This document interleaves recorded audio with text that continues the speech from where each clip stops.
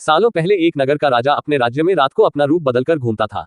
वो रूप बदलने के बाद लोगों से मिलकर अपने यानी राजा के बारे में जानने की कोशिश करता और उनकी समस्याओं को समझता था। एक रात जब वह नगर घूम कर आया तो अचानक जोर से बारिश होने लगी। उसने देर किए बिना एक गरीब के घर का दरवाजा खटखटाया। राजा के दरवाजा खटखटाने के बाद घर से एक व्यक्ति निकला।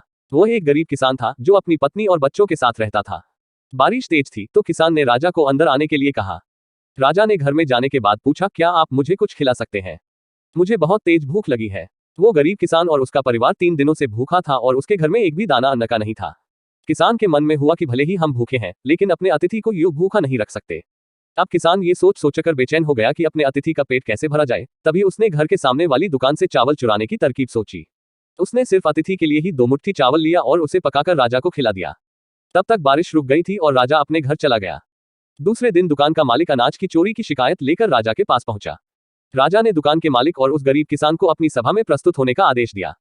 सबसे पहले सभा में पहुंचे किसान ने राजा के सामने जाकर अपनी चोरी का इल्जाम कबूल कर लिया और बीती हुई रात की पूरी बात राजा को बता दी।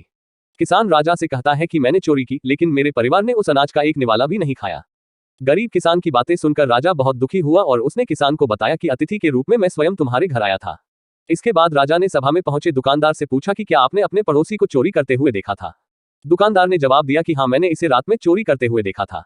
दुकानदार की बात सुनने के बाद राजा कहता है कि इस चोरी के लिए मैं पहले जिम्मेदार हूं और फिर दूसरा तुम हो, क्योंकि तुमने अपने पड़ोसी को अनाज की चोरी करते हुए देखा मगर कभी उसके भूखे परिवार को नहीं देखा। तुम अपने पड़ोसी होने का धर्म बिल्कुल निभा नहीं पाए। इतना कहने के बाद राजा ने दुकानदार को सभा से जाने के लिए कह दिया और किसान की अतिथि निष्ठा भाव को देखकर उसे 1000 सोने के सिक्के इनाम के रूप में दे दिया। कहानी से सीख, अगर कोई आसपास रहने वाले मुसीबत में है तो हमें उनकी मदद करनी चाहिए।